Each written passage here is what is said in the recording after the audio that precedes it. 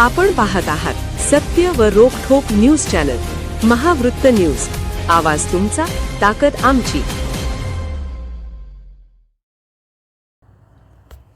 विवाहितेच्या संशयास्पद मृत्यूने कोल्हापूर जिल्ह्यात खळबळ. लेकीच्या बारशापूर्वी दुर्दैवी घटना. हुंड्यासाठी आणि मुलगी झाली म्हणून खून केला, आईचा गंभीर आरोप. कोल्हापुरातील सायबर चौक परिसरात घडलेल्या विवाहितेच्या मृत्यू प्रकरणाला आता धक्कादायक वळण मिळालेलं आहे. 23 वर्षीय अस्मिता काटकर यांच्या मृत्यू प्रकरणात आता त्यांच्या माहेरच्यांनी गंभीर आरोप केले आहेत. या आत्महत्येचा प्रकार नसून हुंड्यासाठी आणि मुलगी झाली म्हणून अस्मिता यांची हत्या करण्यात आलेली आहे, असा थेट आरोप मृत अस्मिता यांच्या आईने केला आहे. मिळालेल्या माहितीनुसार अस्मिता काटकर यांच्या मुलीचा जन्म झाल्यानंतर आगामी ऑगस्ट महिन्यात तिचे बारसे होणार होते. घरात बारशाची तयारी आणि नियोजन सुरू असताना ही धक्कादायक घटना घडली. सुरुवातीला हा आत्महत्येचा प्रकार वाटत असला तरी आता अस्मिता यांच्या आईने सासरच्यांवर गंभीर आरोप केले आहेत. मुलगी झाली म्हणून आणि हुंड्यासाठी सासरच्या लोकांकडून अस्मिता यांचा छळ सुरू होता आणि या त्रासातून त्यांची हत्या करण्यात आली आहे, असा दावा आता माहेरच्यांकडून केला जातोय. अस्मिता यांचे वर्षभरापूर्वीच प्रतीकसिंह काटकर यांच्याशी लग्न झाले. रविवारी दुपारी सासरचे लोक बाहेर असताना बेडरूममध्ये अस्मिता यांचा मृतदेह गळफास घेतलेल्या अवस्थेत आढळला. मात्र संशयास्पद मृत्यूच्या आरोपाने आता न्यायाधीशांच्या आणि पंचांच्या उपस्थितीत मृतदेहाचा पंचनामा केला जातो आहे. तसेच अस्मिता यांच्या गळ्यावर जखमा आढळल्याने पोलिसांनी विसेरा राखून ठेवण्याचा निर्णय घेतला. माहेरच्या लोकांनी केलेल्या खुनाच्या आरोपांमुळे आता या प्रकरणाचा तपास पूर्णपणे बदलला आहे. राजारामपुरी पोलीस या सर्व आरोपांची शहानिशा करत असून हा खरोखरच आत्महत्येचा प्रकार आहे की हुंडाबळी आणि हत्येचा गुन्हा याचा शोध घेत आहेत. नेमका काय प्रकार घडलेला आहे? खरं तर हुंडाबळी केले, काय हुंडाबळी केलाय. मुलगी झाली म्हणून टॉर्चर केल्याने, मुलगी झाली म्हणून टॉर्चर करून करून मारल्याने त्यांनी.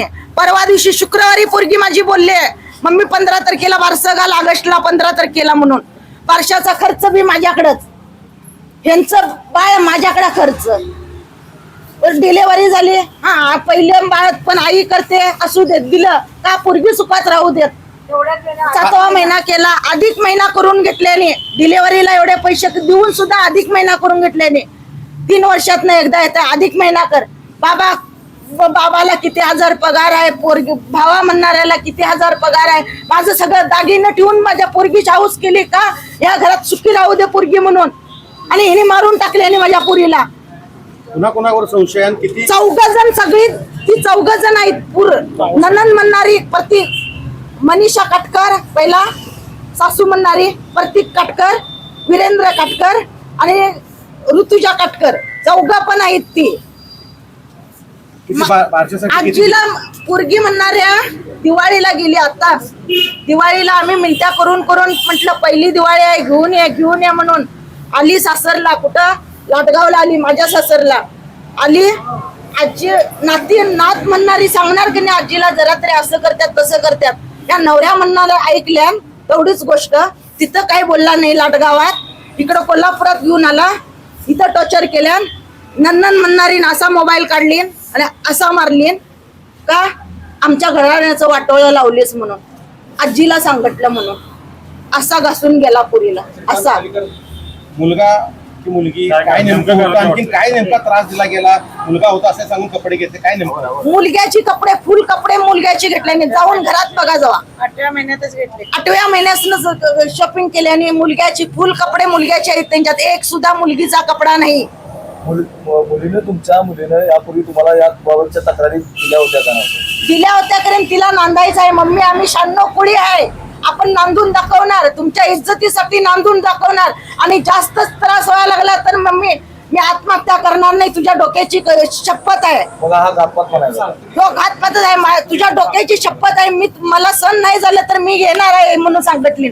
तुला ज्या क्षणी फोन केला त्या क्षणी येऊन मला घेऊन जा म्हणून सांगितलं. पाळणा 52,000चा पाळणा घेतल्याने. 40,000 रुपये पे केले आणि बारशाच्या वेळेला बाकीचे पैसे करायचे होते.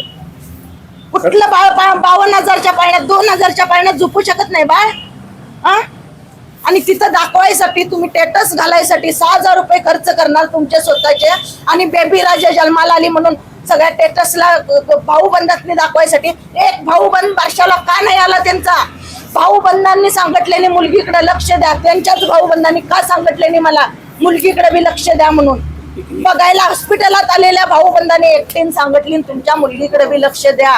का सांगतोय असा माणूस? त्यांचंच भाऊबंद. काय मागणी तुमची? आता कारवाईची काय मागणी आहे? आता त्यासने फाशी व्हायला पाहिजेत. कठोर शिक्षा हीच. खुनाच्या बदले खून. काय करायचंय तो? महावृत्त न्यूज चॅनलला लाईक करा, शेअर करा आणि सबस्क्राईब करा.